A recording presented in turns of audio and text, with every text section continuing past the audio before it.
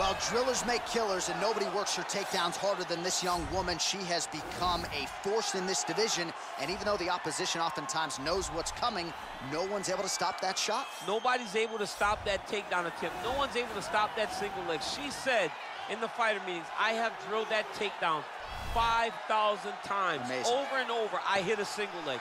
Every day of the week, I hit at least 30 single legs. I'm like, well, is wrestling practice every day? She goes, no. I just want to make sure that I have a skill that is so dominant that no matter how much you practice it, you are not practicing it enough to stop me from taking you down with it. It is truly crazy to watch her approach to getting that single leg off. And her ability to get her opponents off balance in a mixed martial arts setting, as special as anybody in the sport right now. We'll see how it goes for her here tonight. Well, if she is not the best ground and pound fighter in the women's game today, give me another name, right? Because she has taken it to the next level, and more often than not, when she gets you down and starts throwing punches, referee's coming in shortly thereafter. The referee jumping in to save her opponents has almost become synonymous with her fights. It's the way that her fights end. She's beating him so badly that the ref has to jump in and save him. We have not seen anyone so good at ground and pound since Tatiana Suarez first entered the UFC, and she has taken that to a whole nother level. Her ability to just control posture, control range, and land from anywhere from the top position is truly inspiring to watch. And not unlike you, she's got a mean streak. She told us in the fighter meeting on Thursday, I'm about to give her some scars for life. So free souvenirs coming on the ground if we get there tonight. Ladies and gentlemen, this fight is 3 rounds in the UFC bantamweight division. Introducing first, fighting out of the blue corner. This woman is a jiu-jitsu fighter, making her professional debut here tonight. She stands 5 feet 7 inches tall, weighing in at 135 pounds. Fighting out of Helsingborg, Sweden, Bazooka.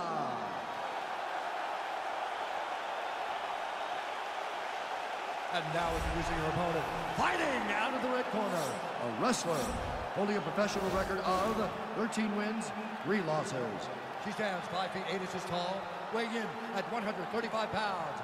Fighting out of Manaus, Arizona, Brazil, Ketlen Vieira. And when the action begins, our referee in charge, Herb Dean. So Herb Dean, third man in there for this one. Ready.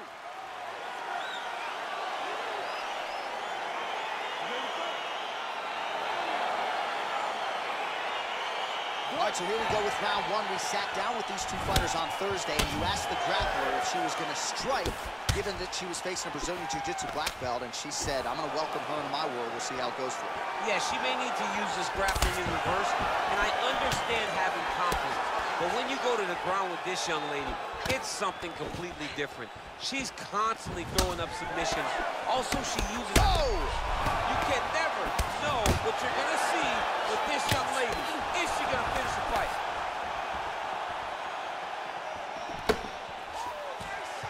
Stuffs the takedown shot there. How good is her takedown? What a takedown. There's that patented single.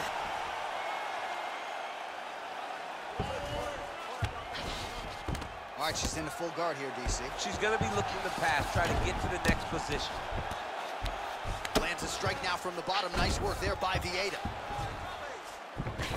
All right, she's got her in the north-south position now, DC. If you're the bottom fighter, nothing advantageous about it.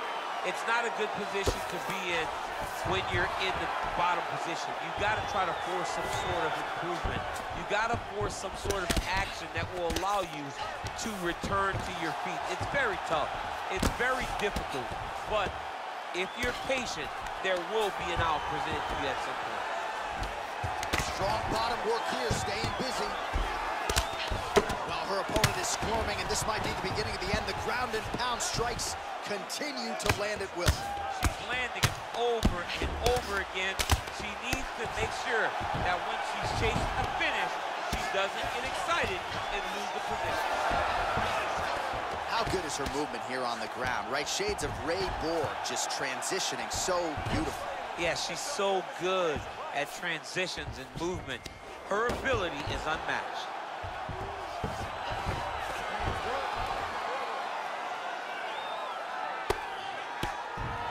Her ground and pound is downright scary, in constant pursuit of the finish. Might get it. She does a really good job of throwing punches with intent. She never just throws just to be thrown. Every punch is meant to land, and every punch is meant to start a finish. Trying for a submission now.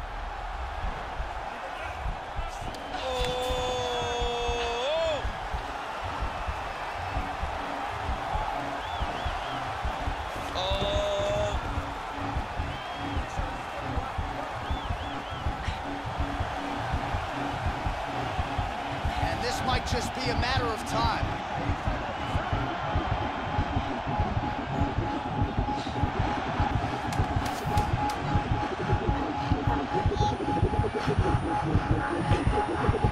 Oh, saved by the bell. And that will do it.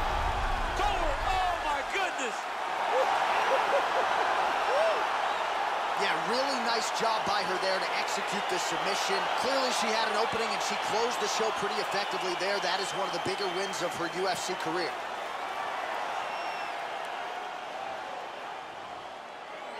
All right, so there's the end of the round. And in terms of offensive wrestling execution, she had it all going there.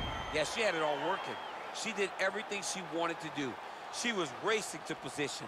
Once she got to her leg, she didn't pause. She didn't stop. She went right to the finishes that she needed in order to get the fight to the ground.